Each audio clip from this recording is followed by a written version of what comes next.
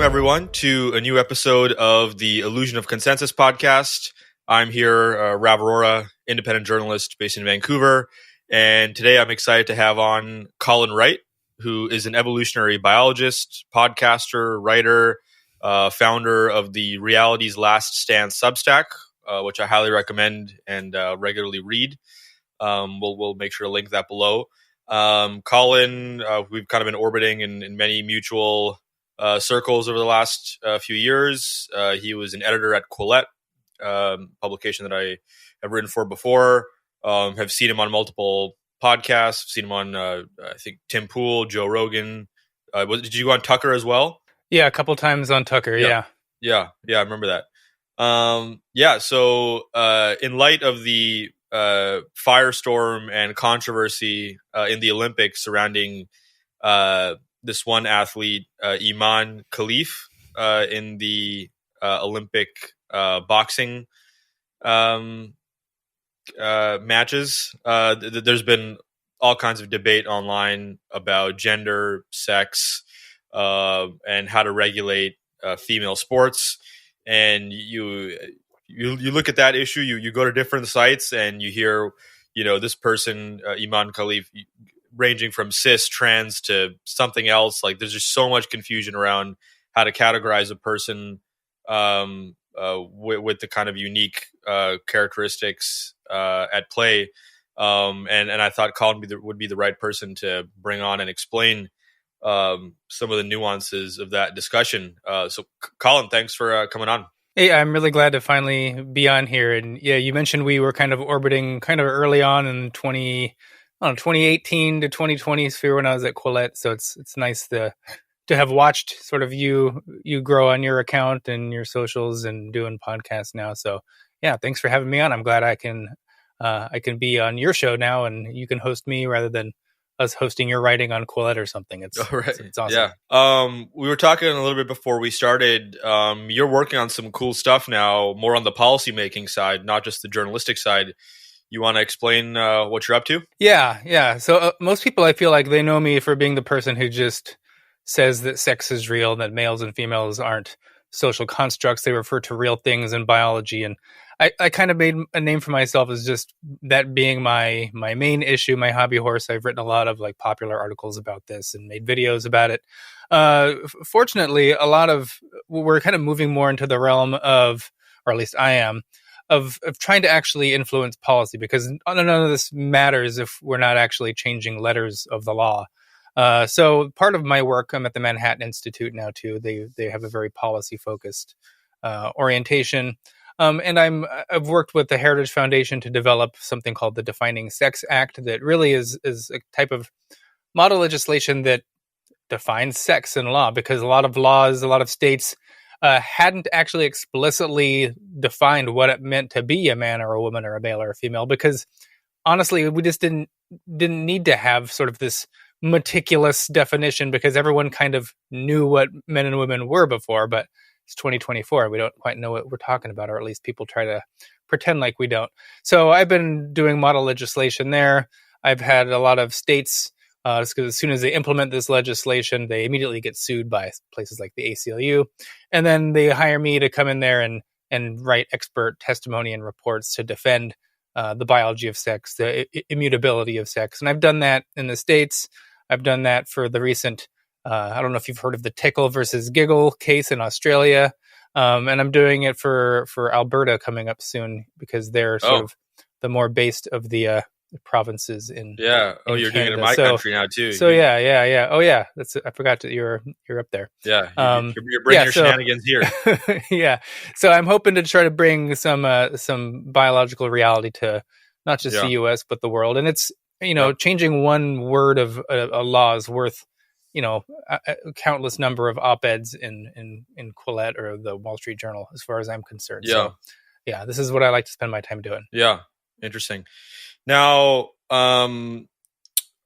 before we get into our main topic, there is one interesting topic that you have some experience with firsthand, not as a writer or journalist or public speaker on this issue, but just your own experience. And because it relates to our Substack really grew during the COVID crisis. So it's me and Dr. Jay Bhattacharya, epidemiologist at Stanford. We both run the Substack, and we're really focused on big pharma, censorship, all the discussions surrounding really during COVID, the height of vaccine safety, how one regulates these trials, judging safety and efficacy, and we've done lots and lots of work around that, and there was a need for that. Now we're moving more and more, generally towards regulation of drugs, not just mRNA vaccines, but just in general how the FDA runs the show, how there's all these perverse conflicts of interest, and how many of the things we're told medically are in many cases misleading, or not actually in line with the scientific evidence. For me, that's more and more in the psychiatric industry. I'm very interested in how big pharma and FDA, CDC, how all those things kind of come together, and leading to issues like the ADHD crisis, and how many young kids are given ADHD drugs very easily and accessibly. Anyway, so you and I had chatted, I think, last year. We exchanged some DMs about this, and I forget how it happened, what the context was. But you are someone who had a fairly strong and negative reaction to I believe the first or second shot. You can let me know in a sec, of the mRNA vaccine. I think it was Pfizer. And I remember we chatted about it at the time. Thankfully, it didn't lead to anything like any kind of damage. Although, as far as I understand, he hadn't gotten any serious testing done. But it's just something. I guess if we're kind of zooming out a little bit for a second, when I was writing about this at the time, particularly this issue of myocarditis, which is heart inflammation from the vaccine, and there's this whole phenomenon of subclinical myocarditis as well. Individuals with no symptoms or very low symptoms who have elevated troponin levels, which signals some kind of impact on the heart muscle, and that could have long-term implications. And I've done lots of podcasts with my friend Dr. Anish Koka, who's a cardiologist in Philadelphia. And this is not really a big issue right now, but in 2021 this was a big issue, and 2022. As someone who had no opinion on vaccines or vaccine safety, but during the vaccine mandates at the time, I started researching efficacy and safety and going with a completely open mind, and then suddenly finding this one safety concern, which predominantly affects very healthy and younger men. I mean, really going down to 12 and 14, and all the way up to I've interviewed this one person, I think 37 or 38-year-old local law enforcement, who still is reeling from a severe cardiac reaction to the vaccine from 2021. He had to stop working in law enforcement for a year or two.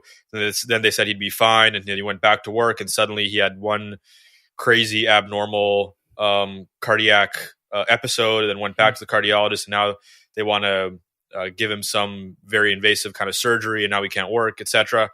And so really the troubling thing for me as a journalist writing about this was just the frequency of these things, and just hearing how often this was happening, contrary to the lack of or the very low frequency of people dying and being hospitalized with COVID, which of course is a real problem, but that problem was seriously exaggerated, and that problem was almost exclusive to people with 2 or 3 comorbidities: obesity, heart disease, diabetes, severely overweight, and oftentimes over 65, 70. I mean, that's where you got the real concentration of cases. But on the other hand, when it came to adverse events from the vaccine, there was just many in my own little community that I was hearing about. And you were one of those people who I just messaging, and it was just like, oh, here's another person who, and you happen to operate in our kind of mutual circles, obviously involved in podcasting, Substack, and journalism.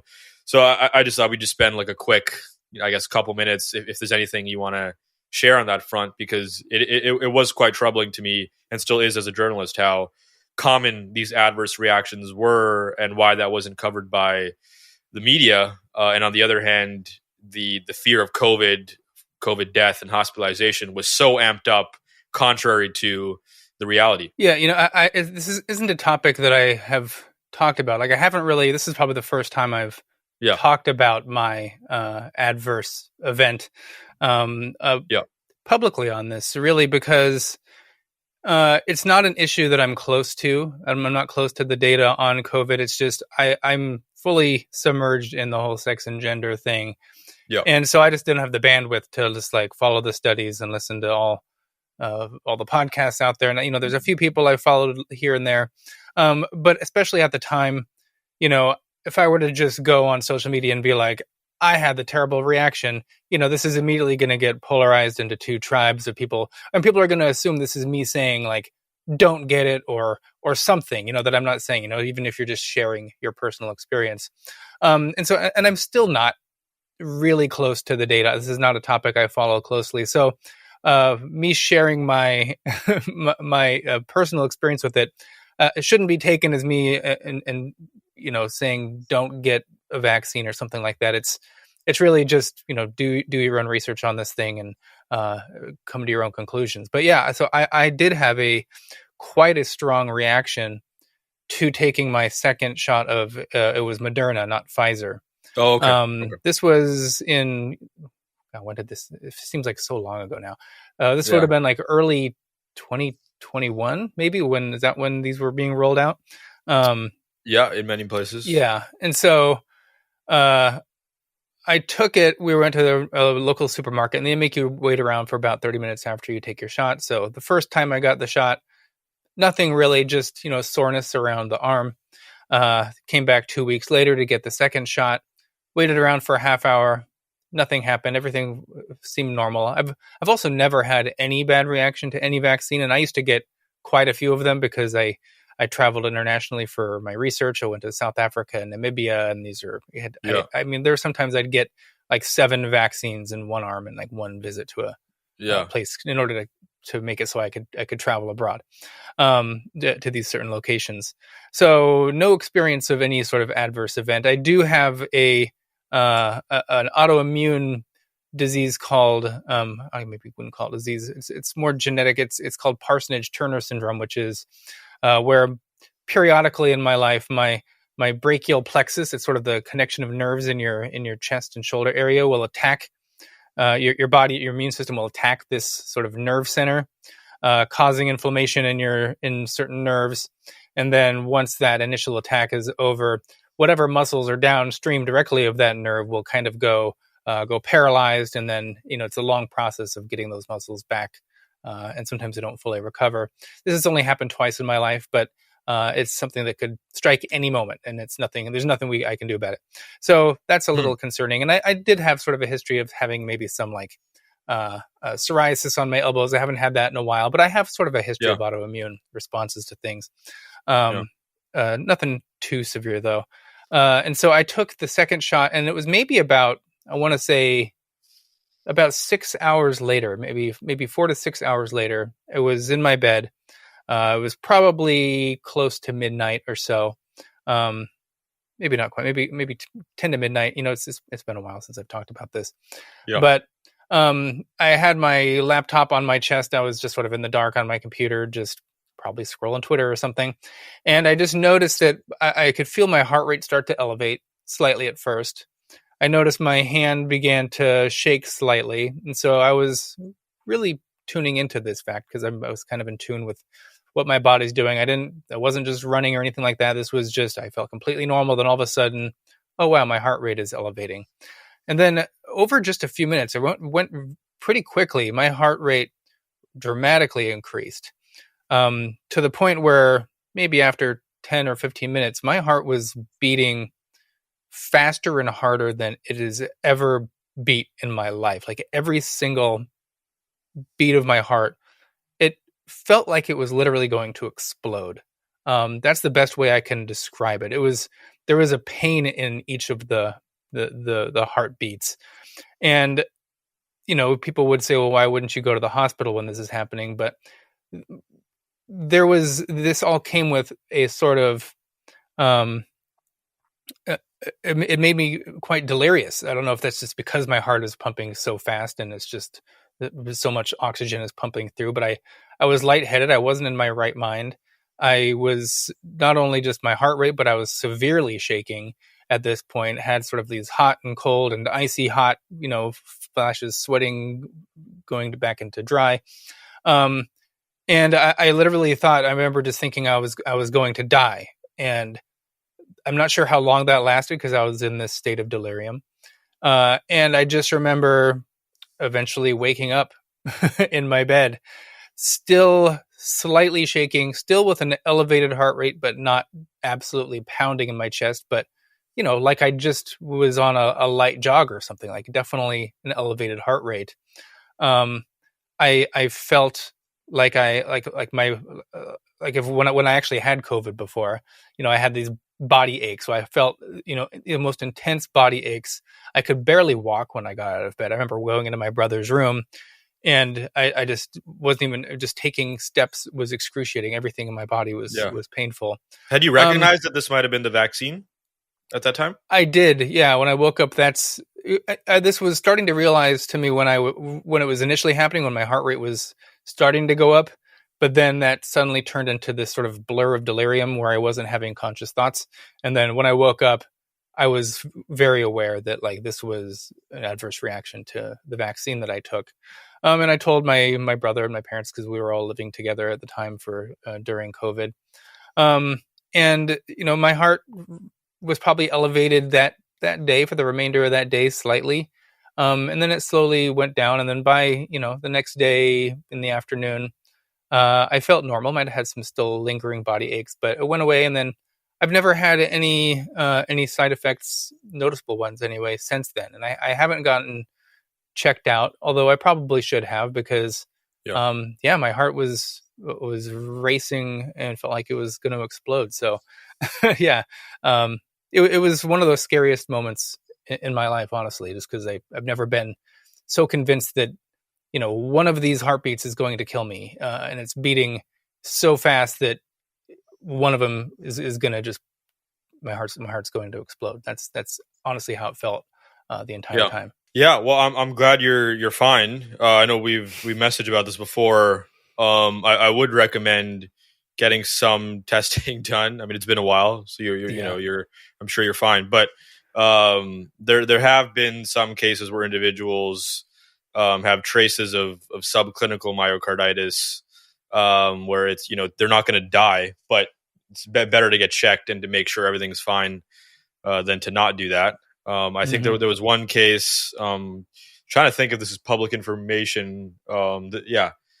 This should be public because I saw Elon tweet about this. But Elon Musk's cousin had some serious cardiac pains, some chest pains, and he didn't know what it was, but it clearly wasn't debilitating enough that he had went to get medical help. But then my colleague Jay Bhattacharya, he was at Twitter HQ during this time. Was it December 2022? It might have been, I think, when it was revealed through the Twitter files that he was one of the accounts that was blacklisted for talking about the harms of lockdowns. And then he, I don't know the specifics, but he came across Elon's cousin, who I guess I will not name. I think that's private. But he talked to him, and then later his cousin revealed to him some of these symptoms. And then he sent his cousin to a cardiologist somewhere in, I think, Silicon Valley area or the Bay Area. And then some testing revealed that he had gotten myocarditis, but he didn't know he had it.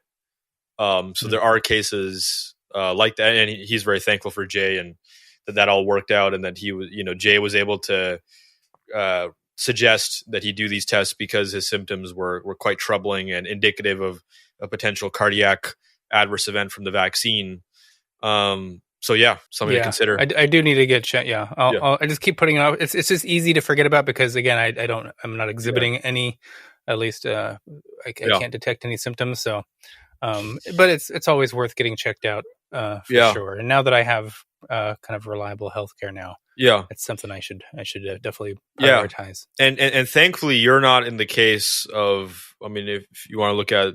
I alluded to earlier, this one law enforcement member I interviewed, he was in exact same experience as you.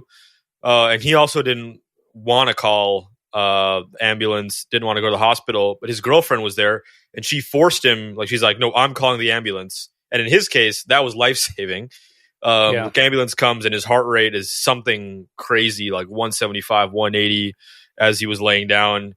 Ambulance took him to the hospital, and the doctor, and this hospital in Victoria, BC, thankfully had a specialized cardiology unit, and they said, like, you're alive because you're here right now. You know, if you came an hour late or even half an hour late, this could have been a very different situation. So in his case, it was a very severe life or death situation, and thankfully got to the hospital, and he was in the city at the right time that had the specialized cardiology unit to take care of him. And you know, he was diagnosed with vaccine-induced myocarditis right away. You know, so thankfully you were not in that situation where you were that individual, and maybe, you know, your life could have been taken away from you. Yeah, I mean, it's crazy to think about if that could have happened, you know. And it's not that I didn't want to go to the hospital. Yeah. I was just literally completely delirious. It's all just after my heart got above a certain rate. My thoughts are just such a fuzzy blur. I don't even know what I was thinking.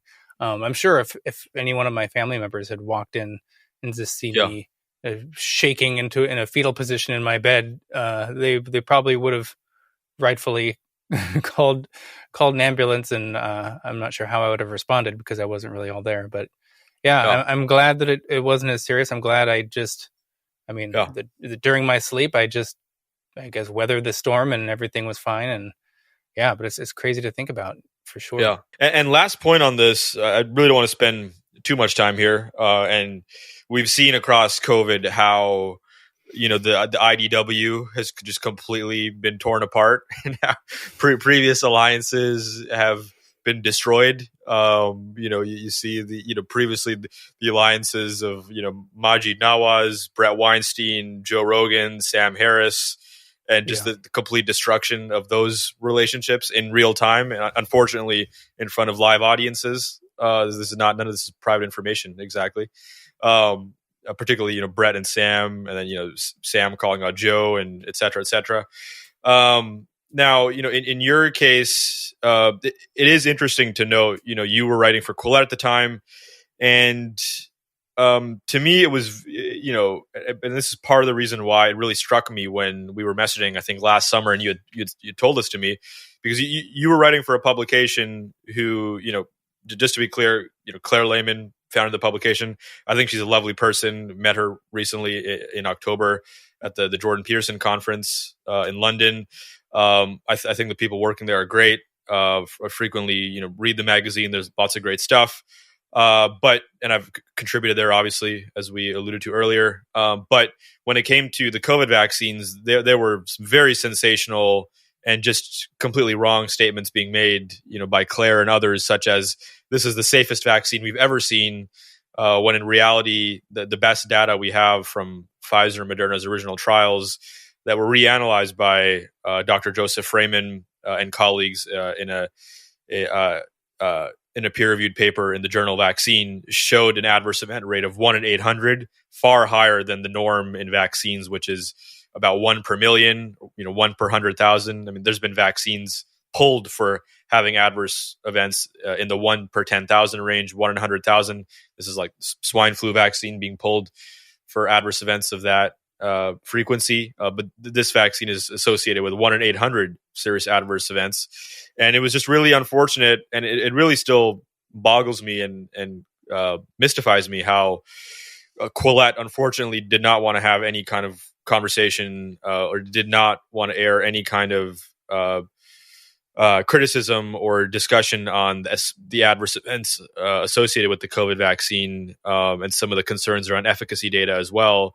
I mean, it's just, I guess, for me, just seeing in real time, just the fallibility of people. I mean, you know, people like Sam Harris, who I've tremendous respect for still, despite what has happened. I mean, respect for his opinions and takes on other things, and his meditation app and things with his opinions and conversations on neuroscience and religion and spirituality. I still find very interesting. But in real time, you just saw very reasonable rational people and Quillette being one of those publications that have been so powerful in not veering far left or far right at all and being as neutral as possible, but on the, and taking the brave vocal stance on like the transgender debate, race debate, immigration, climate change. But when it came to COVID vaccines and mRNA vaccine safety, in my opinion, descending into complete unreason and not willing to have serious conversations on adverse events. Yeah, I would have liked to have seen a little more of sort of the symposium articles that you see them do occasionally, where they have multiple viewpoints presenting on there. That's definitely something I wish would have happened. There are some other articles too that I thought, the content was okay, and it's definitely a valid position people can have, but sometimes they were worded a little. They had a little bit too much venom in them, I think, and they could have been sort of worded more neutrally and fact based, rather than sort of having some of the sentences ending with sort of like a backhand on some of them. So yeah, I agree. I don't think it was handled the best ever. Especially, I think I was one of the only editors who didn't agree with sort of the vaccine passport type thing, the vaccine mandate. So I was always been, I'm pro-vaccine, do your research and everything, but anti sort of authoritarian vaccine passports that we're going to limit your ability to move around, and issue you these certain IDs. Like I was always very much against that. I always thought that, maybe some form of social pressure of just, do your duty and get the shot. Like that's something I think, some level of propaganda is maybe acceptable in a public health context, but when it moves from just messaging over into actually authoritarian, like we're issuing you these IDs, and if you don't do it, you're basically a second-class citizen. I couldn't get behind that at all. That maybe if there was a knockdown rate of 50% for this thing, then we can have another conversation. But not with the mortality rate of COVID being what it was. I think that was completely unjustified. Yeah. And you're reminding me, this is an editorial, I believe, that Quillette put out.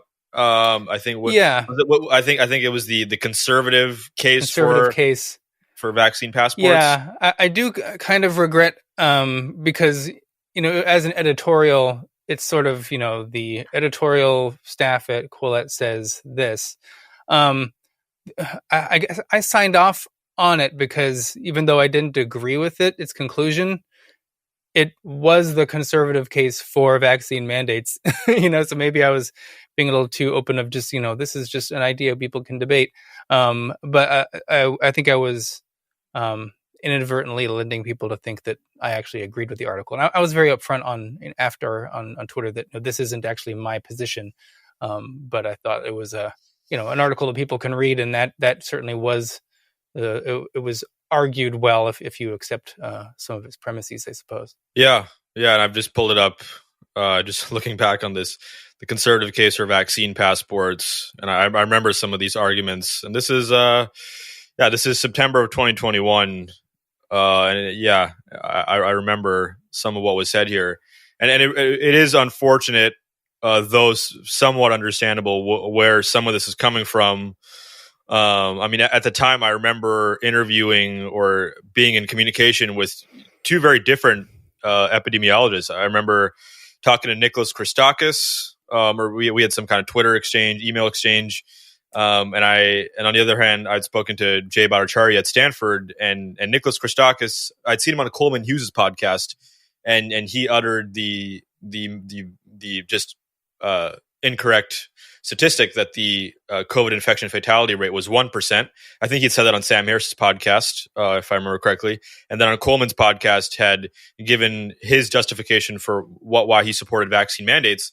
And then I remember talking to Jay Bhattacharya, and he was like, no, it's not 1%. I've done the studies, and if I remember the statistic correctly, he's like, my studies show 0.2%, and that was a general fatality rate. But when you go by population, when you go to people in their 20s, it's 0.000 something. People in their 30s also 0.00 something. And then when you get into 2 or 3 more comorbidities. When you get into 60 plus, 50 plus, then you end up with higher figures. But if I remember correctly, with Quillette, they were very much sourcing from people like Eric Topol, Nicholas Christakis, people that Sam Harris was having on, who were just definitively incorrect when you look at what they were saying versus what my colleague Jay Bhattacharya at Stanford, Martin Kulldorff at Harvard, who was eventually fired, Dr. Tracy Beth Hogue. There's a bunch of these people, Dr. Vinay Prashad. They all had a very different tune on this, and they were completely vindicated in their assessments of the infection fatality rate, which in September, I remember talking to Jay, and it just seems that he's been vindicated because he was looking at data from other countries that had introduced the vaccine earlier and showing how quickly the efficacy wanes for transmission. He was looking at this one Qatar study, and I think he had written about this in the Free Press, which is Barry's outlet. And whereas Nicholas Christakis seemed to be behind on the data and was still looking at what was happening in the US, as opposed to places like Israel and Qatar, and seeing how despite the vaccines, cases were still going up. There were new waves and all the adverse events, the myocarditis, people with a whole number of autoimmune issues, changes in menstrual cycles for women.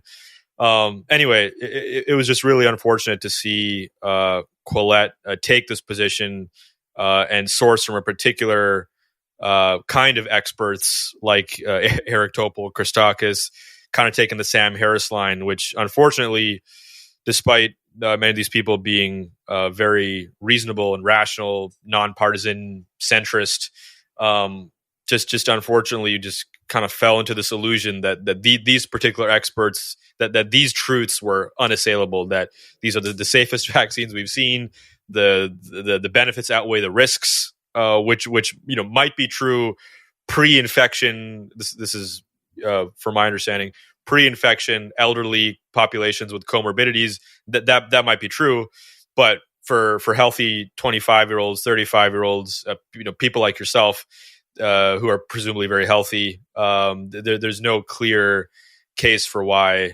the benefits outweigh the risk. Yeah, that was my understanding pretty early on, was that as you get younger and have fewer comorbidities and illnesses, and you're not, as you get lighter as opposed to obese, as your BMI goes down, you have less and less to worry from getting COVID, and the vaccines at some point, the adverse events sort of eclipse what you would expect just by getting COVID. And then we moved to giving vaccines to babies as well, which I think was completely jumping the shark there. So the FDA just approved a new round of boosters. I'm going to cover this on the podcast. They just this is like we're at the 6th, 7th dose, and the CDC recommends everyone 6 months and older get this new booster when it makes no sense. There's no evidence. There was no study done on the new boosters, no randomized evidence. Is it safer than the original? Is there more myocarditis? Less? Like, we have no idea, but rubber stamped by the FDA, recommended by the CDC, White House, all the mainstream media, MSNBC, CNN. And then, you have people like Sam Harris saying, well, we need to trust institutions. It's like, no, like, how do you trust the FDA when they're recommending people 6 months and older get the COVID vaccines, yet they're also rejecting the approval of MDMA therapy for PTSD, another topic that I've covered. It's just like double standards. I really hope there can be a sort of post-mortem on a lot of this stuff where, given the fact that we're not in a panic-inducing, pandemic right now, where that was sort of the argument people gave, where we're not giving these people a platform because, we don't want to inadvertently spread misinformation in the middle of a pandemic, because then how could we possibly sleep at night? Like, what if we're wrong, type of thing. Yeah. But now that, we're not, it is not 2020, 2021 anymore. I just think there needs to be these people, the Eric Topols out there, the Christakises. I mean, I feel like they should be able to get together with the Vinay Prasads and the Jay Bhattacharyas out there and just awesome. Talk about it now. Like, what do we know? What was wrong? What do we know then? What do we know now? What should they have known then? What did they refuse to accept then that they're accepting now? Given that the temperature is hopefully decreased now, because again, we're not all panicking about, slowing the spread and flattening the curve and all that stuff. So I hope, because I think we owe society. This is what they're owed, I think, is an honest conversation between the biggest public health experts out there. So hopefully that can happen at some point. Hi, everyone. A quick word from our first and exciting sponsor, Alchemy Elements. Alchemy Elements is a powerful adaptogenic supplement. For those of you who don't know, adaptogens are a class of plant compounds, primarily herbs and mushrooms, which can help build the mind and body's resistance to stress.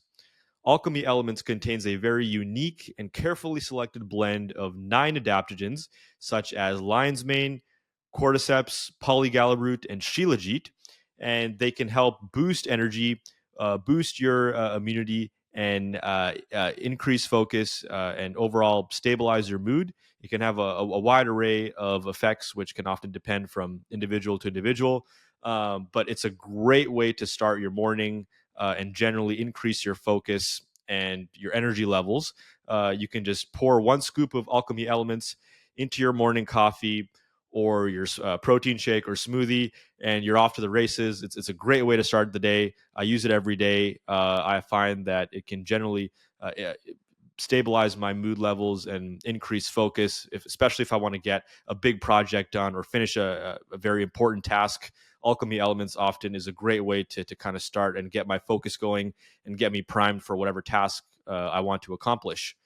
We're very excited and very happy to work with Alchemy Elements.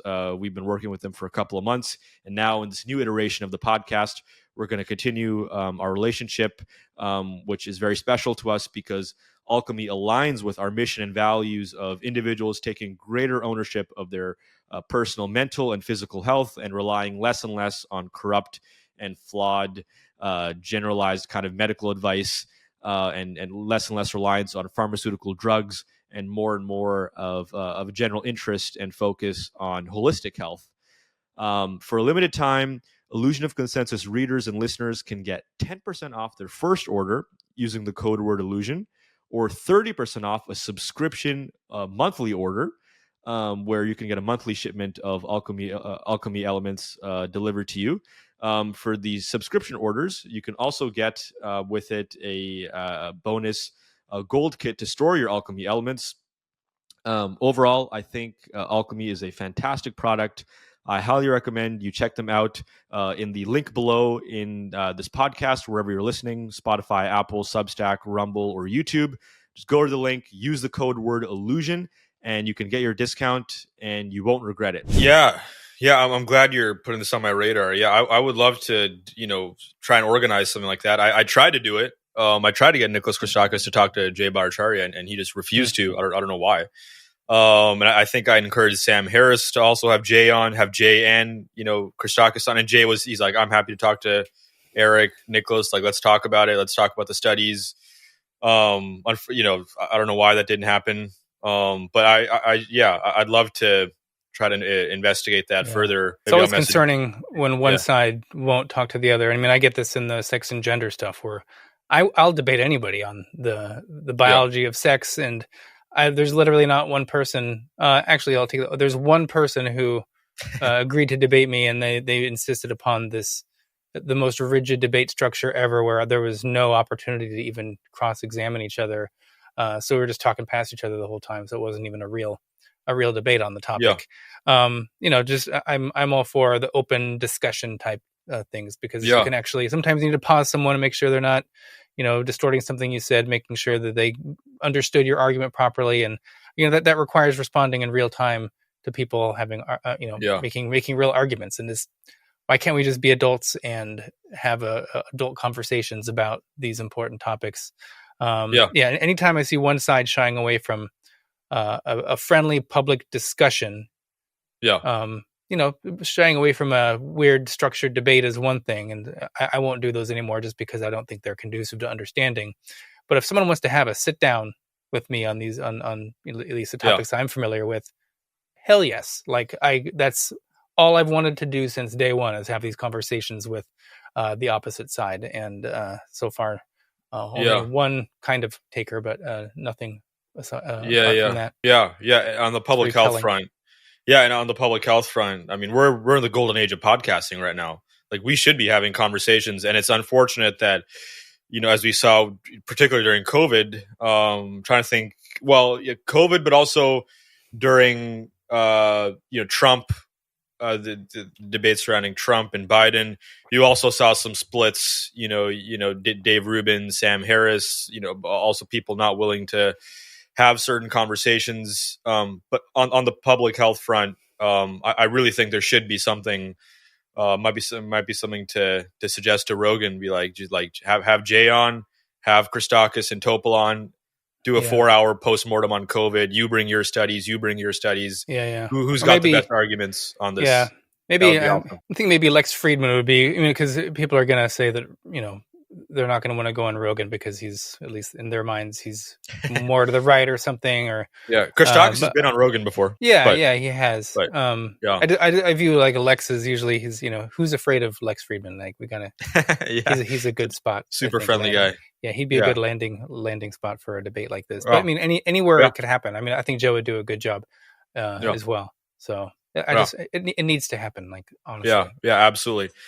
And last question on this front, I think I already know the answer. But was your exit from Quillette in any way shaped, at least in small part, by kind of disagreements on this or lack of kind of consistency on this topic, or not? No, not at all. No, that was so initially when I started working there, it was COVID is just starting. Australia is getting shut down, and so they needed help as a managing editor there because Claire had a lot of children to take care of, and they're all at home now 100% of the time.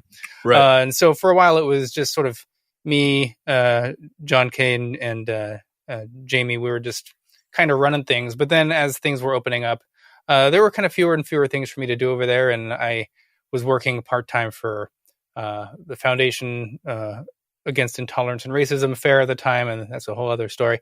But I eventually kind of moved over to working full-time with them, and then ended up leaving them and doing my own thing. But no, my departure from Quillette was completely unrelated to editorial stances. There's no bad blood whatsoever between me and anyone there. We get along. I published an article there a couple of months ago, and they were just pleasant people to work with, and I like them all still. And again, just to reiterate, I still think it's a great publication that has a lot of great articles, a lot of insightful articles, but I still wish they were more open-minded on COVID vaccines, and it's unfortunate that happened, and it really, anyway.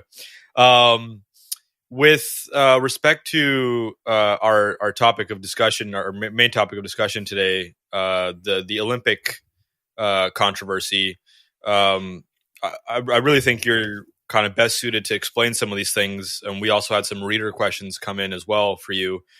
So, okay, I just thought I'd just start off by, reading a kind of mainstream article, a few sentences, and I'm sure you will agree with all this. Iman Khalif wins Olympic gold medal. Here, let me just display this on quickly. So Iman Khalif wins Olympic gold medal after all the controversy and transphobic hate. After battling through hate and discrimination, Iman Khalif won her first Olympic medal, a gold. One of the biggest names in the Paris Olympics, fought against two-time world champion Yang Lu of China in a hotly contested gold medal match. Won the gold medal match after all 3 rounds in a unanimous decision. Khalif is a cis woman boxer from Algeria who became the victim of racist and transphobic attacks when Umar Kremliev, the Russian president of the International Boxing Association, a discredited sporting body that was banned from the Olympics for corruption and fraud, said that she had failed from an unspecified gender eligibility test at a tournament in 2023. This led to TERFs, which is trans exclusionary radical feminists, attacking her online, calling her a man, a transgender woman, biologically male, even a monster. Characters like J.K. Rowling, J.D. Vance, Logan, and Jake Paul. Those are just such a miscellaneous group of people. It's like, I know. author of Harry Potter, running for vice president, and these YouTubers, WWE superstar Logan Paul, took to Twitter to attack Khalif, saying that her competing in women's boxing summed up our new men's rights movement and was sickening, a travesty, wrong, and dangerous. International Olympic Committee had stood strong behind through the entire game, saying the Algerian boxer was born female, registered female, lived her whole life as a female, boxed as a female passport, not a transgender case. There has been some confusion that somehow it's a man fighting a woman. This is just not the case scientifically. On that there is consensus. Speaking to the illusion of consensus, which is the title of our podcast. Scientifically, this is not a man fighting a woman. I think we need to get that out. The IOC also said that Khalif and another boxer, Lin Yu Ting of Taiwan, were the victims of a sudden and arbitrary decision by the IBA without due process. And the current aggression against these two athletes is based entirely on this arbitrary decision, which was taken without any proper procedure. To be clear, Khalif has never identified as trans or intersex. Even some of Khalif's opponents got in on the hate against her. However, none of them could beat her. This is obviously a very opinionated article. Congrats to Khalif for rising above the hate and taking home gold. All right, so that's just a primer for people who are not following it closely or who need a bit of a refresher. So, can you start explaining some of the propaganda and misinformation here? It is just such a dense thicket of total BS, and so there's this layer of gender ideology, something that I've been speaking out against, and articles like this, which you see so much, saying that Iman Khalif is a cis woman, born a female, identifies as a woman, all this stuff, assigned female at birth is what we get. All of these are ideological terms. These aren't really scientific terms. And they are engineered to avoid direct contact with reality. So let me point out just the fact that it says on there that they're referring to Khalif as a cis woman. So if you look at what this means in sort of the gender ideology lexicon, being cis or trans, cisgender or transgender, you are considered cisgender if your gender identity matches the sex you were assigned at birth. Okay, that's how they portray this. You are transgender if your current gender identity. There's many issues with this concept of gender identity as well, but we don't need to go into all those. You're transgender if your gender identity is not the same, does not match the sex you were assigned at birth. Now, Iman Khalif, it is true that this person was assigned female at birth, but this obscures the fact that this was an incorrect assignment. This was an incorrect recording because Iman Khalif has an intersex condition that has made it so her external genitalia appeared to be female. And so you get a lot of this, especially in developing countries, where these individuals will have this very rare condition. There's a host of them. It could be partial androgen insensitivity syndrome. It could be 5-alpha reductase deficiency syndrome, which result in when this baby is born, it looks phenotypically female. And so, especially in countries where they're not doing sort of prenatal screening of chromosomes or something like that, whatever you see just goes on the paper.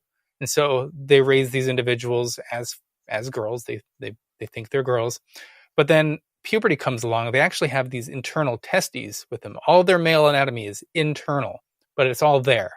And so, really? Yes. And so when do they have sperm or ovaries? Yes, people with Iman Khalif's condition have fathered children. They have testes. They don't have any ovaries. They don't have a cervix. They don't have any of the female reproductive tract. They just have female appearing genitalia. It appears they have a vagina at birth. So wait, it appears they have a vagina, but they actually have a penis? No, they have a vagina. I'll say it's a shallow. There's no, it's a sort of a dead end. It doesn't go into a cervix. It's just this is how it develops, because it has to do with when genitals evolve in utero. This is done with having you need to have your testosterone converted into dihydrotestosterone, and there's these conditions that prevent that from happening, and so you develop all of the male internal anatomy, but your external anatomy does not develop into sort of a penis and scrotum type of thing. It just remains being a vagina, basically. But when puberty occurs, these internal testes, they are producing testosterone, like in the amounts that any other male would. And so they go through a completely normal male puberty. Sometimes they'll even develop more male sexual anatomy. But they are biologically male, because having a penis isn't actually what defines an individual as being a male. They have internal testes. They go through male puberty, which is why they shouldn't be competing in female sports.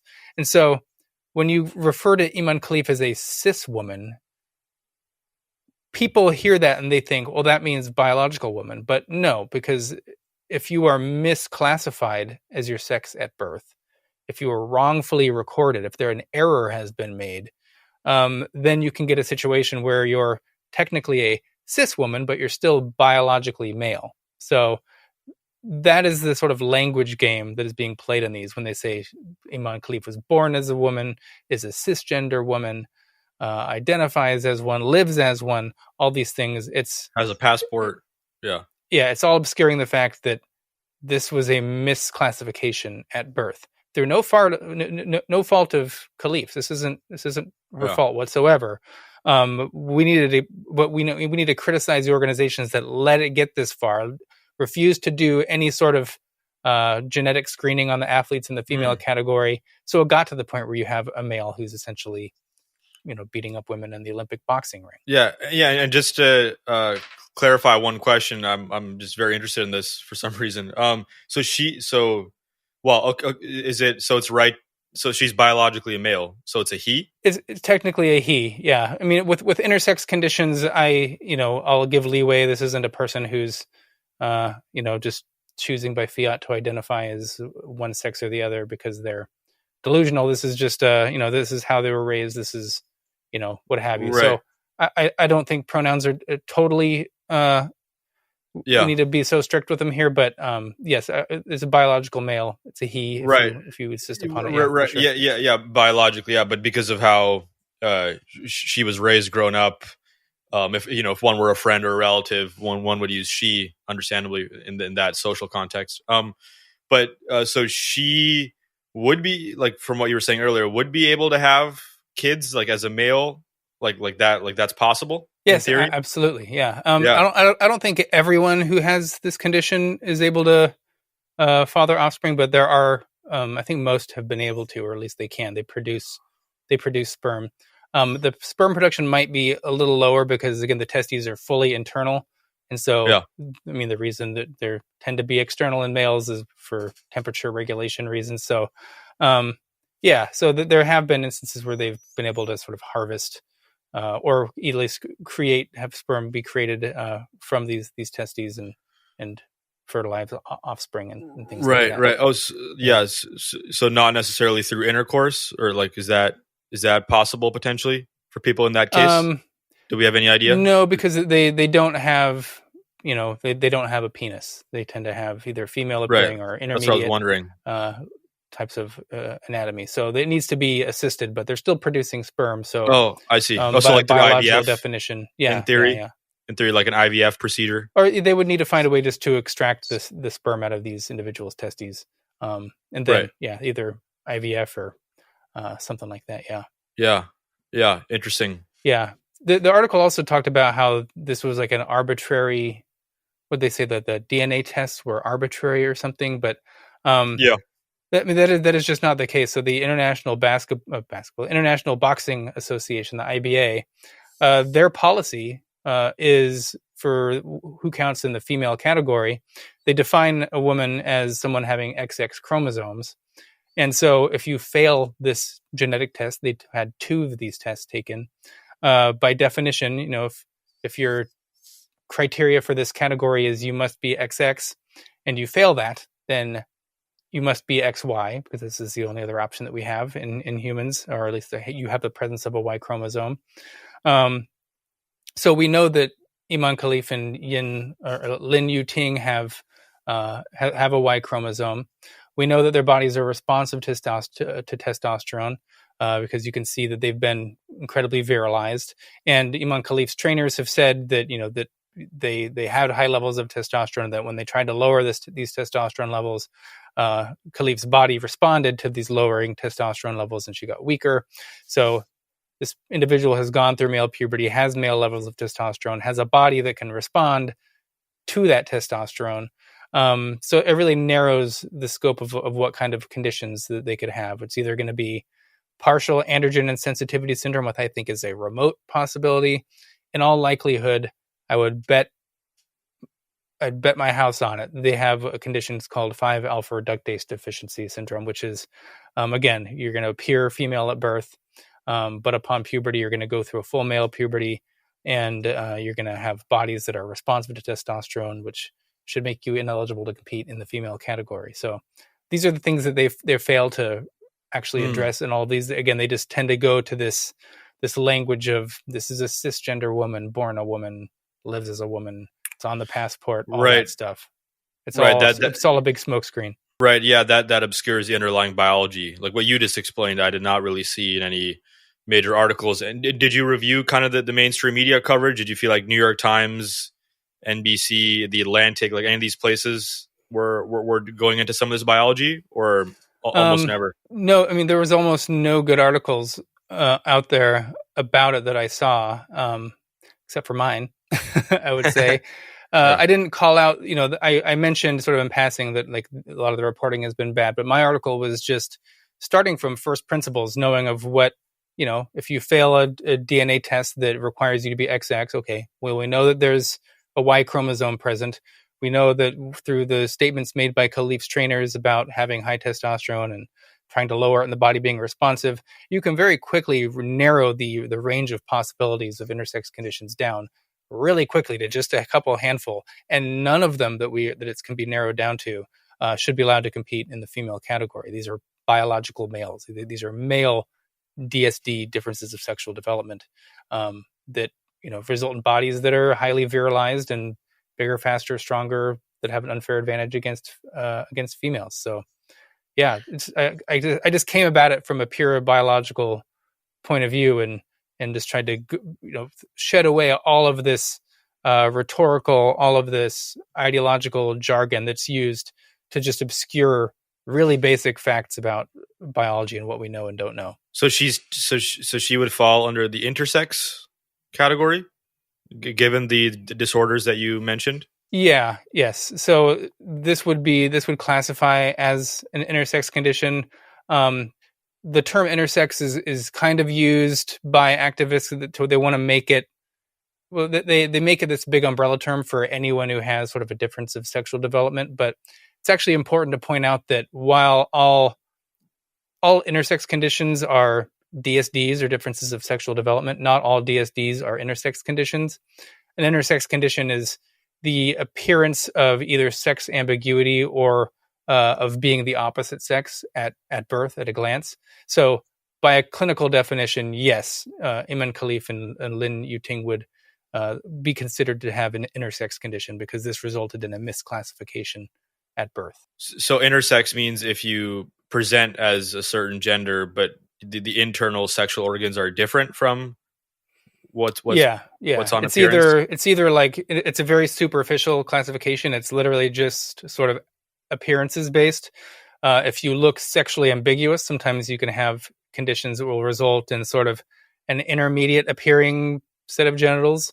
And then there are other conditions where it usually tends to go one direction. There's no intersex condition where you appear fully male but are in fact female. It's usually, I was just going to ask that. Yeah, it's usually your genitals, the penis fails to develop because of its needing dihydrotestosterone, and they'll usually have some mutation in a gene that converts testosterone to dihydrotestosterone, which means that they don't actually develop the male external genitals.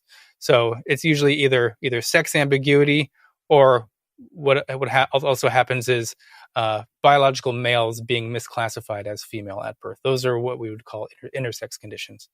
And it doesn't entail, having an intersex condition doesn't mean that they are somehow neither male or female, or they fall in between. Again, it's just a superficial label that we give. It's a clinical definition. They're still either male or female with a lot of these conditions. And to be concrete about this, so how would you define male or female then? So is just XX or XY? That's your... fundamental way? If we go with the actual biological definition of being male or female, it's rooted in the type of gamete, sperm or ova that you have the function to produce. So a male has the function to produce small gametes. A female has the function to produce large gametes. Now, this comes with some caveats of you don't actually need to produce them to have a function. Like you can have a bicycle or a car that has a function, but maybe your chain breaks on your bicycle and you can't ride it. It still has a function. It's just not currently doing that. So you can have, some individuals aren't fertile because they have some fertility issue.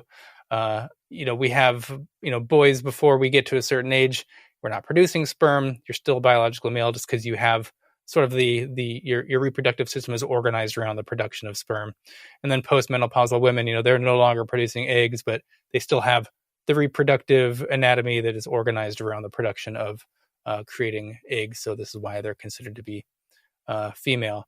Now, when we talk about sport, we diverge a little bit just because we're actually talking about bodies and the impact that fairness of certain bodies competing with other bodies.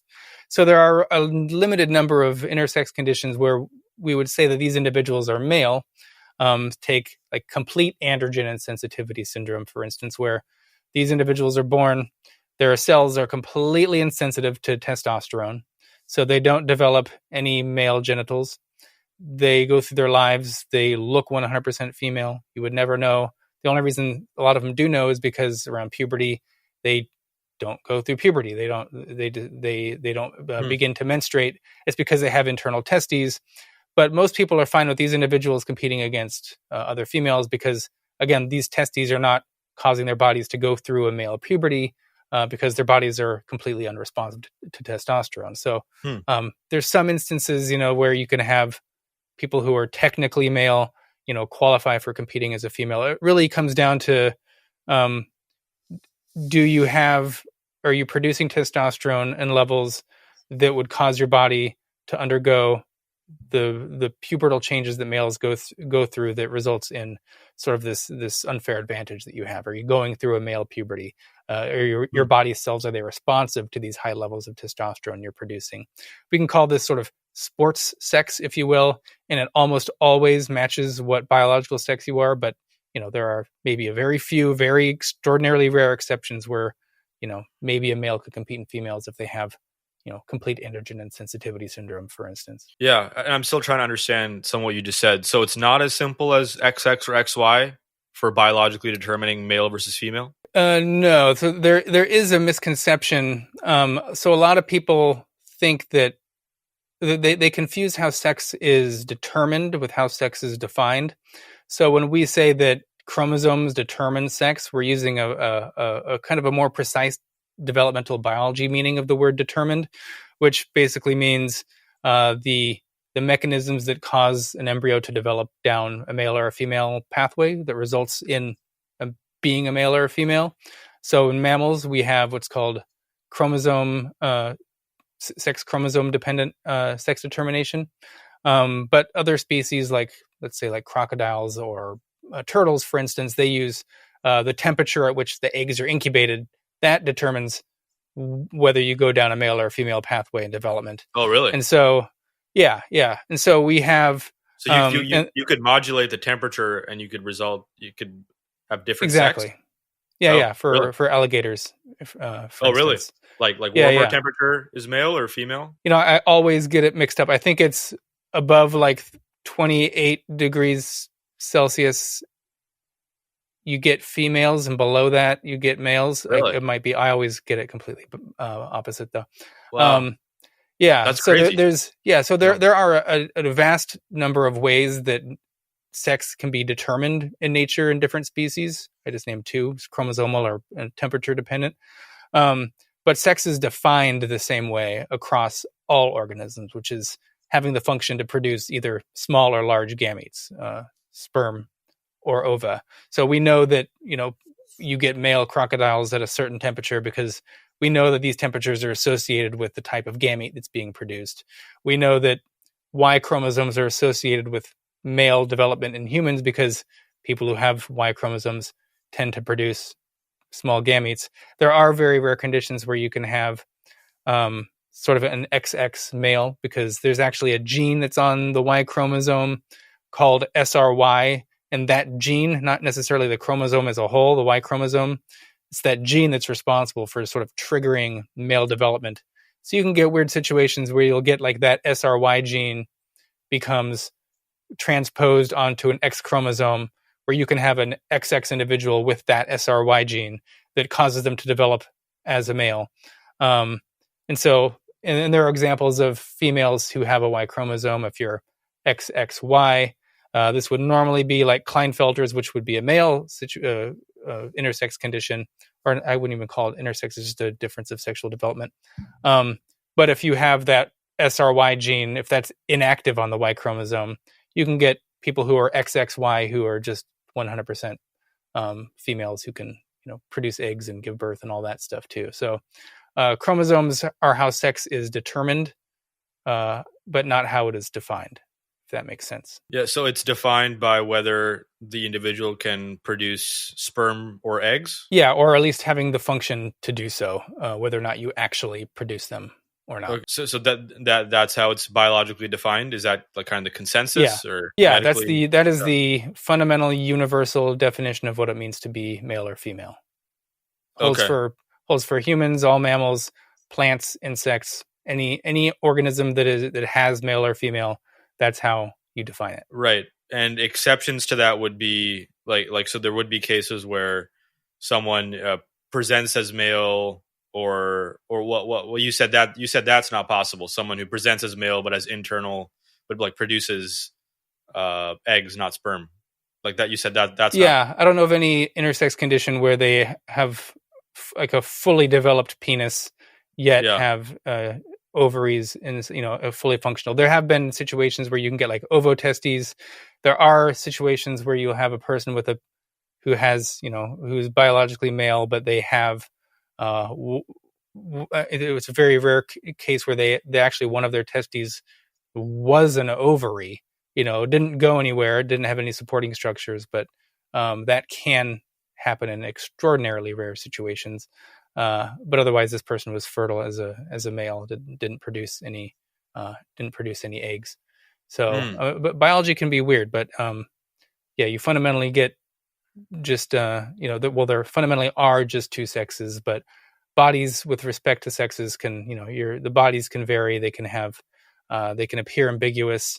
They can sometimes appear as the opposite sex, again superficially.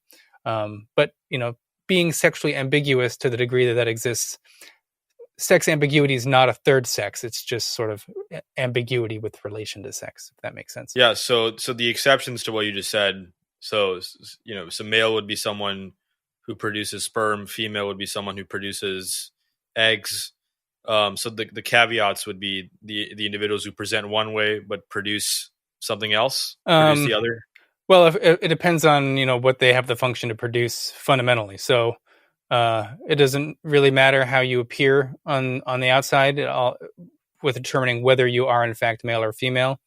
But then if we're talking about what counts as for the female category, for instance, that's a slightly different question, because it's related to like, what do we consider female for the sake of sport?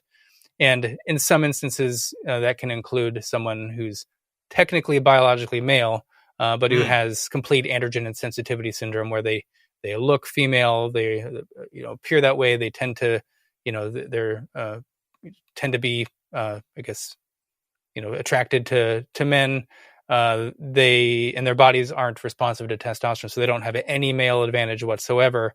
So we tend to make exceptions for people with conditions. In that particular case, would that individual be producing sperm or eggs? They actually don't produce any sperm. I think they have testes, which gives them sort of their reproductive system is organized around to produce sperm, but they don't actually produce sperm.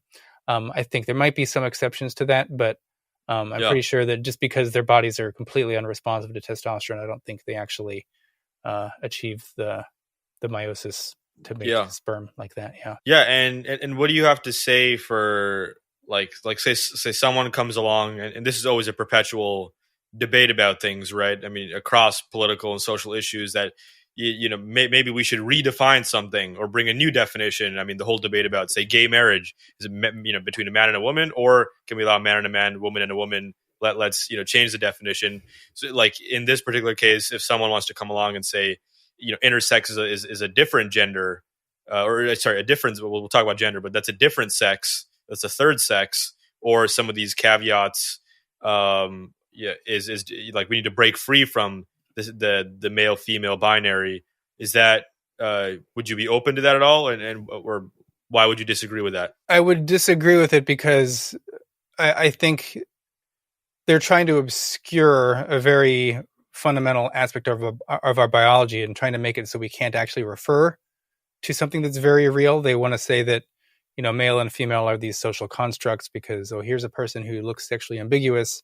But we still need a term that refers to individuals that have the function to produce sperm versus ova, because this is something that has evolved many times independently in nature. It explains so many downstream things like the shape of bodies, the behavior of organisms that are participating, who have these features, general trends just across all of mammals of how, parenting and things like that. Like, it's just such a fundamental aspect of biology, of a lot of what we call eukaryotes, multicellular organisms, that we need a word for that, and we have words for them, and those words are male and female.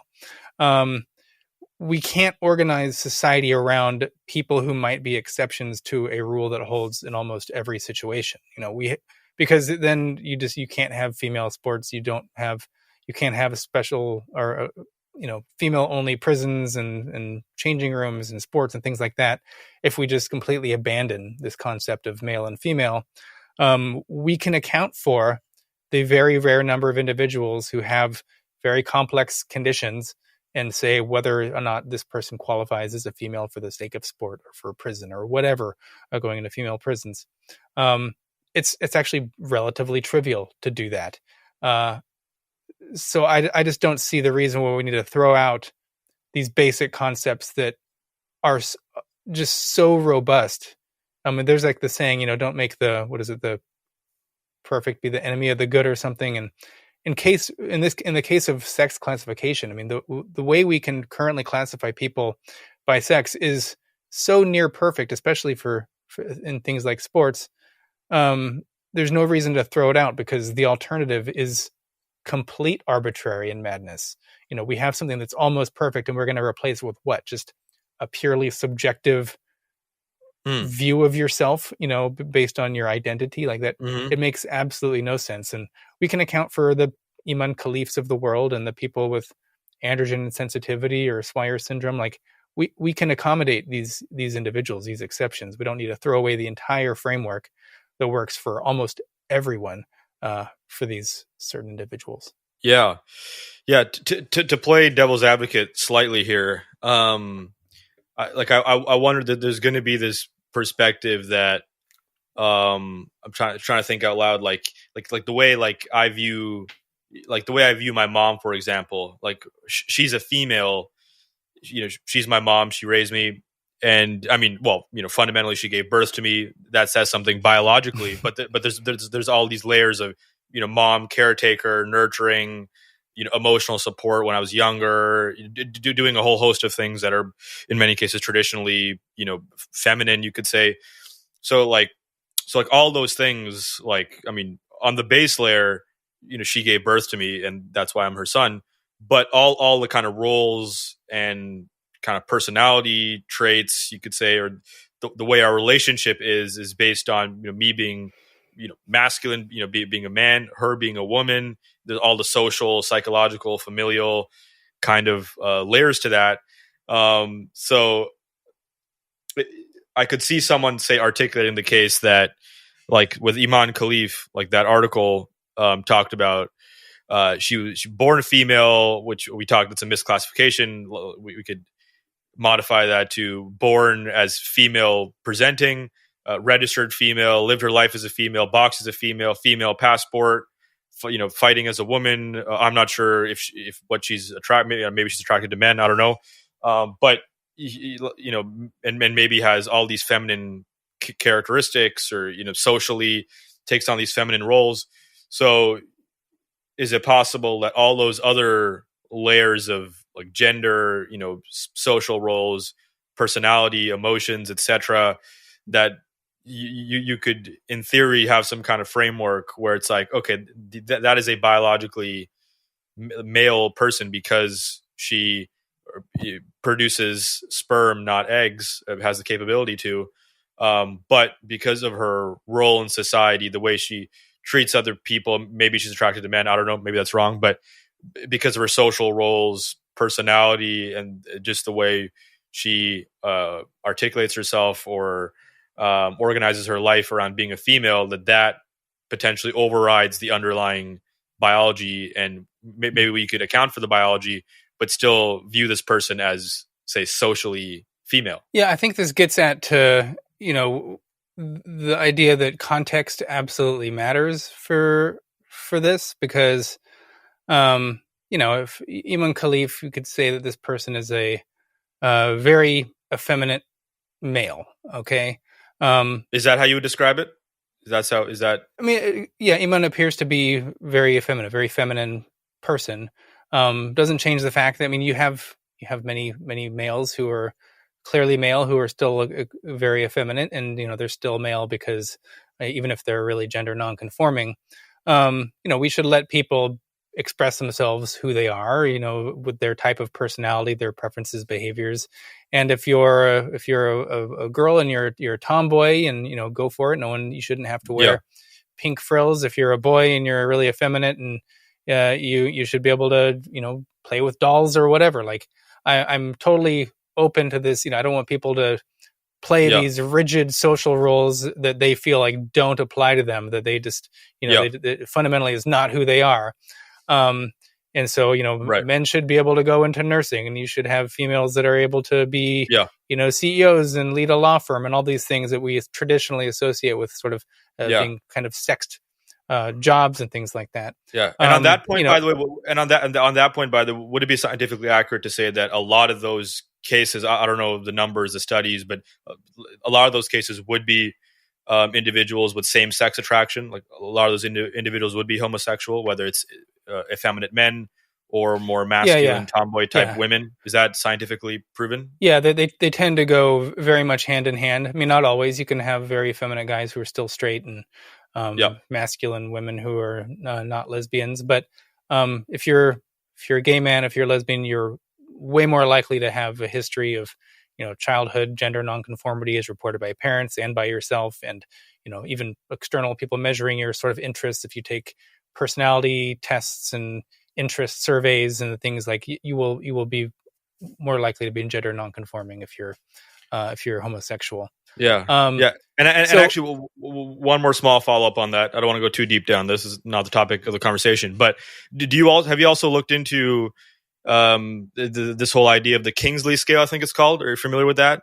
This idea that attraction, that attraction is on a spectrum, and it's actually no one is perfectly straight, no one is perfectly homosexual. That there's like a spectrum of like, is that have you ever looked into that from like a biological perspective or not? I feel like I've heard of that scale. I mean, I would say, attraction is for sure probably to some degree on a spectrum. But that's also differs because there's some people who might, they might see someone who's male who they mistake for being female because they have very feminine features, but still at the last minute, if they find out this person is in fact male, they might just be like, oh, sorry, I was initially attracted to this person because I, thought they were one thing, but they're in fact not the other. But yeah, I mean, attraction is a very fluid thing for sure. Like I won't say that's attraction is binary. By no means is that the case. Although, but for a lot of people, it is. I mean, for a lot of people, it is. They don't view anyone of the same sex or opposite sex as being attractive to them. But it differs. I mean, there's people who are bisexual, and they sort of demonstrate that attraction can be goes both ways. And also depends what that means too. I mean, like most of you could say all my straight guy friends, like, you could admit, like Brad Pitt, attractive, conventionally good looking man, but that's not the same as, homosexual, like that's like a different thing, right? To acknowledge that like, oh, my dad's a good looking guy, or my mom or my sister it is attractive. That doesn't mean I want to fuck my sister, or like I think my mom is smoking. Like it's just like there's I think those are differing terms. Yeah, right? Exactly. You can identify that this person has like the features that are considered attractive without like yourself being particularly attracted to these individuals. But just to sort of bring it back home to like, anyway, that was a little tangent when there. we're talking about sort of these gendered jobs and the ways, masculine and femininity and how they don't necessarily need to track with being male or female, even though they tend to, because sex is real and there's sexual dimorphism. But when we look at something like sport, we need to understand that the reason we have male and female categories in the first place isn't because some people are behaviorally masculine and some people are behaviorally feminine. It's not because some people like to play with trucks and some people tend to like to play with dolls more. It's the reason we have female sports is because without having a protected category for women, for females, you wouldn't see any professional female athletes. Now that's a value judgment. Some maybe you could say, you don't care if females have their own sport. That's certainly a position people can have. And if you don't value having women be able to compete as athletes and all the benefits of competitive sports, then okay, we'll have no female sports and women will never get to be playing in college sports. You'll never see them in the NBA. The Olympics will all just be men.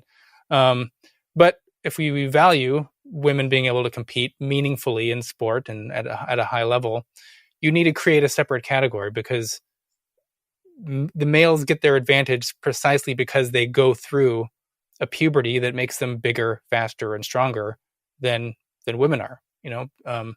And so this is what we're trying to. These categories are for. The female category is to exclude male advantage, specifically because of male puberty and what that does to your body. So it doesn't matter how effeminate Iman Khalif may be. It doesn't matter who Khalif is attracted to. It doesn't matter if we see these videos coming out afterwards that Khalif is wearing dresses and is wearing makeup. It doesn't matter how she was raised as a girl or things like that.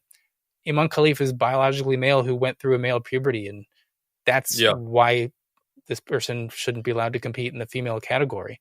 That's it. I mean, this is why we have male and female categories. Imagine something like boxing where we have weight categories and you have a heavyweight saying like, oh, but I was, I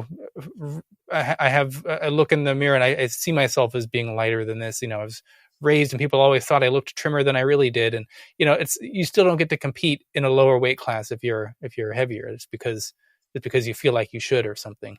It matters, like the actual biology it really should take precedence in contexts where biology matters. And again, as I mentioned, if you're applying for a job, your biology shouldn't matter. It should just be your competence at the specific job. Are you a good nurse? Are you good at closing deals? These are the things that matter in the broader society in certain contexts. But, certain contexts, sex matters. And those are the contexts that we need to actually track sex. Yeah. But if someone wants to word it a little bit differently and say Iman Khalif is biologically male but socially female, well, would you object to that wording, that framework? The word socially female is just kind of weird because it relies 100% on stereotypes. I know what people mean when they say that. Like you could say that like Blair White is like socially female, and if I'm interacting with this person, Blair White looks female, behaves female, according to these stereotypes that we have, and so I probably treat Blair White, socially as a female. So I understand what that means, but you can have still like very masculine women. I mean, they're female. Maybe I usually tend to say like masculine and feminine rather than socially female or socially male. Right. Okay. Because so socially feminine. Yeah. Okay. Yeah. Feminine and masculine. I think that kind of tracks better with what we're trying to look at here. I mean, there is a slight difference if you're like actually just trying to portray yourself as the opposite sex. But again, I don't think, the types of clothes you wear and the type of surgeries you have really determine what sex category you are for the sake of sport or for what prison you should go into. Again, but the biology matters here, not so much the social aspect Right. of your life. Right. Yeah. And you hear like Jordan Peterson talk about, everyone has masculine and feminine dimensions. And, he talks about himself as a psychologist, being more on the feminine side, although, most people see him as like a just crazy right wing, masculine, chauvinist, whatever. But, that, I mean, and it's an interesting way of categorizing it. I mean, I don't know. There's part of me that doesn't like that framework. I mean, like, for example, for me, I'm a very sort of caring, interested, curious, willing to have conversation, willing to, give people advice or help out, which is quote unquote more feminine. And as Jordan Peterson would say, being a clinical psychologist or a therapist as a man would mean, you have more of like a feminine aspect of you. But that seems to be kind of a standard way of describing that, and that kind of everyone has kind of masculine and feminine traits, so to speak. Yeah. I mean, the reason we have these, so as long as we're separating out what it means to be male or female from masculine and feminine, being a male and being a female means your entire hormonal milieu is different between those, and those sort of nudge people's brains and during development to a certain, tendency to behave more like this or more like this. But it's not a binary when we're talking about masculinity and femininity. It's just, you will, on average, men tend to be, less neurotic. They tend to be more aggressive. They tend to take, more, risks to bodily injury. There's just these facts, at a group level, at a population level, that are just true about males and females. But when you're looking at the individuals, you could be a male who's, super like Randy Macho Man Savage, masculine on the far end of the scale. And then you can have individuals who are very feminine, who can be more feminine than most females are in terms of their likes and their interests and their overt behavior. Doesn't make them less male or female. It just makes them, more or less masculine and feminine. Right. But these are averages. I mean, almost every trait outside of our gametes exists on a certain overlapping bell curves of one another, where males tend to be like this and females tend to be like this, but there is overlap in the middle. If you look at things like height, there isn't a male height. You can have some men are shorter than women. Some women are incredibly tall. This is what we see for literally every single trait that we have: personality, physical, how much body hair you have, voice pitch, all of these stuff. It's all averages and sex and nudging people's traits down to certain directions. But none is definitive of, your eligibility for sport and things like that. This is and I'm starting to understand some of these complexities. Like you're not denying someone's subjective experience. So someone like Iman Khalif, like you could see from her perspective, there's some inference here for sure. I mean, maybe she's lying, maybe she's misleading, whatever. But if you want to be charitable, you could think, well, she has a feminine experience, has feminine traits, seems very effeminate. Maybe she's attracted to men. I don't know, but socially, emotionally, has a very feminine experience. Maybe relates to women way more than men. So like who's to refute her own subjective experience? But your stance is that we should not undermine or go against the underlying biology.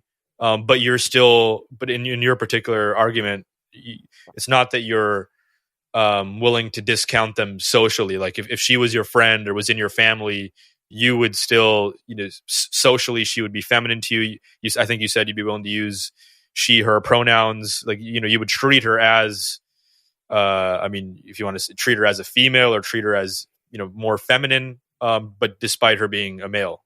Is that right? I mean, I would just treat Khalif as an individual who is what she is. If Khalif wants to wear a dress, go for it. I don't care if Khalif wants to wear a dress and behave whatever way that she feels is most as an expression of who she is on the inside. I just want people to be who they are.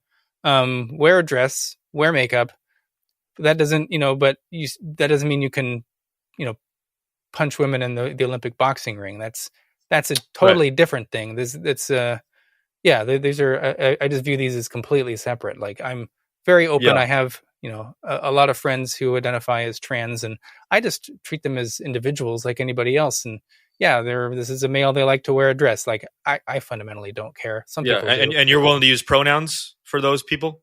I do for my personal friends on these topics. I won't use them for I won't use them for any child. I won't use them, because for like activists who are out there, I usually will use their first name.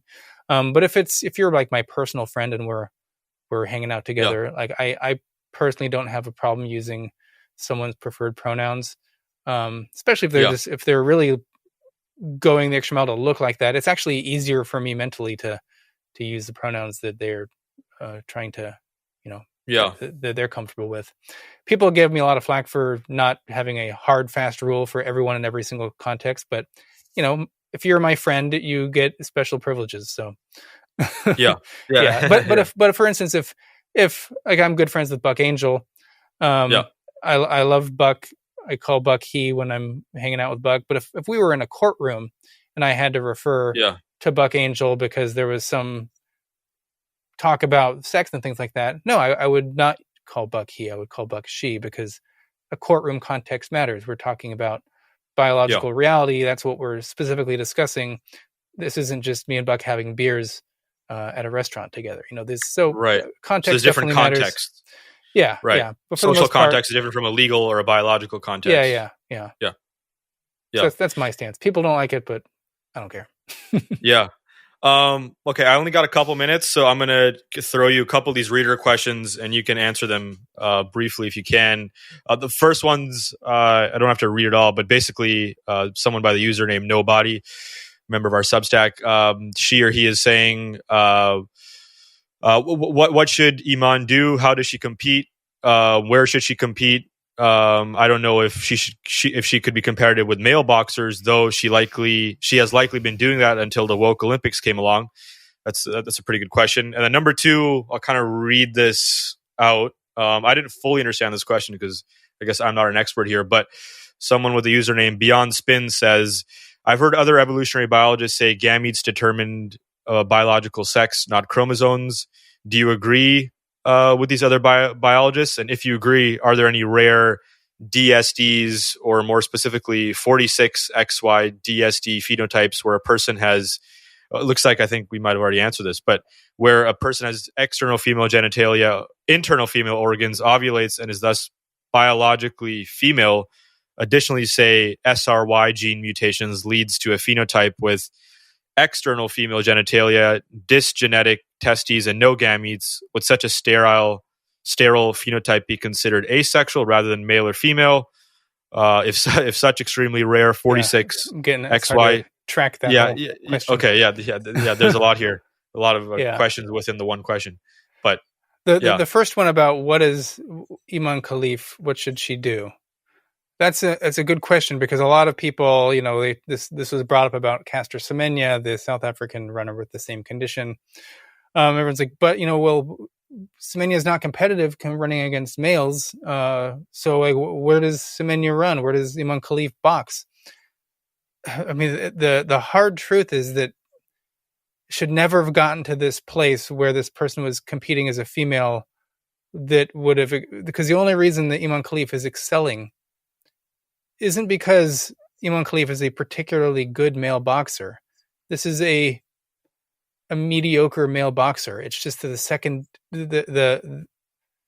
that sex gives you such an advantage where even a mediocre male boxer can be a world champion, a gold medal Olympian, competing among females. So the hard truth is that Iman Khalif is probably not going to be able to box professionally anymore, because I don't think they would be competitive competing against male boxers, and shouldn't be allowed to compete against females.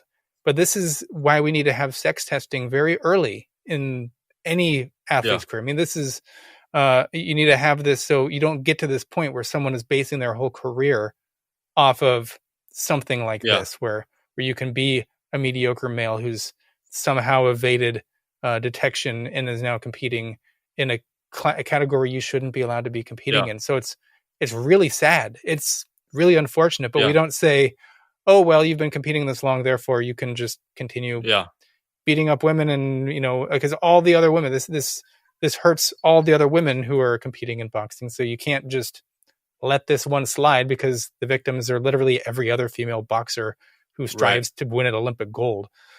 So, and it is crazy how she won gold. How she won gold. That's pretty crazy. And people don't really focus on Lin Yu-ting, but the same thing. I mean, Khalif had more press because, well, I think this individual looked more masculine, was more, had the feminizing PR campaign afterwards, and had their trainers actually sort of spill the beans and more stuff. And there's more of a controversy around this one, but Lin Yu-ting is actually kind of getting under the radar. But everything we're saying about Imam Khalif applies to Lin Yu-ting as well, of Taiwan. Yeah, both same condition. Yeah, it appears. Okay, I only got like 2 minutes left here. We got to go in a hurry. But that last question, there was a lot there. Is there anything from that you want to try and parse out? Did the questions make sense to you? There were kind of a couple things. There were a bunch in there. There might have been one about, what if maybe an intersex condition that doesn't result in gonads developing at all or something. I actually am somebody who doesn't think. Okay, so when we talk about sex being binary, what we don't mean is that every human who ever has existed, currently exists, and ever will exist can be unambiguously classified as either male or female. What the sex binary means is that there are only males and females. There are only two sexes that an individual can be. So someone with a rare condition that might make it so they don't even make any gonads that could produce anything like a sperm or ova, they could be, in my view, sexually ambiguous, potentially sexless. That doesn't negate the sex binary, because, again, not having a sex isn't a third sex, and being sexually ambiguous isn't a third sex.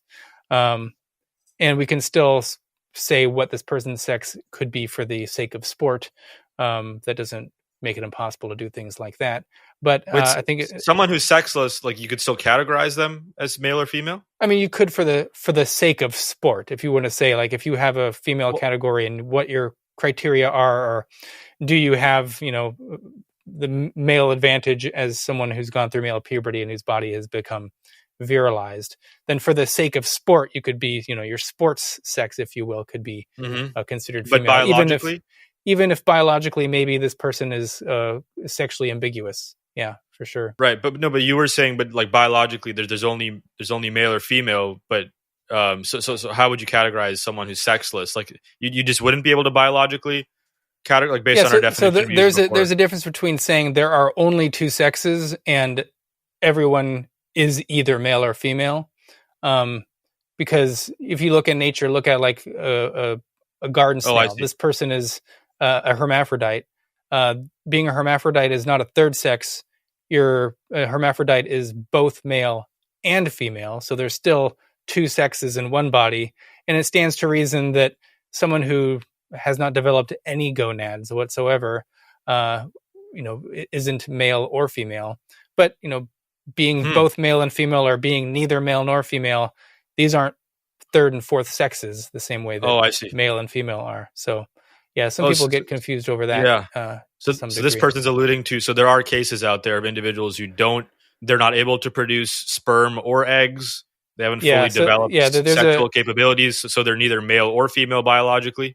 People will push back on it because they think there's like social repercussions for it that I don't view. But there's a condition called Swyer syndrome, which results in undifferentiated gonads, but they will still have, they tend to still have like a uterus, and they can be, given estrogen to have it develop, and they can use IVF to get pregnant and give birth.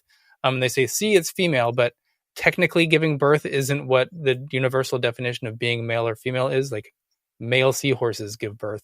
What defines someone being male or female fundamentally is whether you have the function to produce small or large gametes. So I think someone with Swyer syndrome is actually potentially sexually ambiguous, but people will give me hell for that. Interesting. All right. Thank you so much. Really appreciate these insights. You've explained a lot of things that were previously quite confusing for a layperson like me. So I appreciate thank you. You for lifting the illusion of consensus on this field and explaining some of the nuances. Appreciate it. Yeah, it was great being on. Thanks for having me on, man. Yeah, and we'll link to your Substack and make sure people follow and do all that. Reality's Last Stand. Make sure to link to it. All right, thank you. Has the dust settled from the COVID policy response? Far from it. The storms are many. Inflation, learning losses, ill health, high crime, broken government services, displaced workers, substance abuse, mass loneliness, discredited science, real estate crisis, censorship, and overweening state power. The world is on fire with war, mass killings, crime, hunger, revolution. The lack of accountability, or even so much as an apology, is a foreshadowing. They'll keep their newfound powers and try it all again. Brownstone Institute is seeking answers, undertaking important research and publishing the results while providing fellowships for dissident scholars who have been professionally displaced. It's not about this one crisis. We urgently need to restore peace, prosperity, and integrity in science and journalism. Visit brownstone.org for more. We may never get to the truth, but we can get closer to the truth. There will be no stopping the efforts.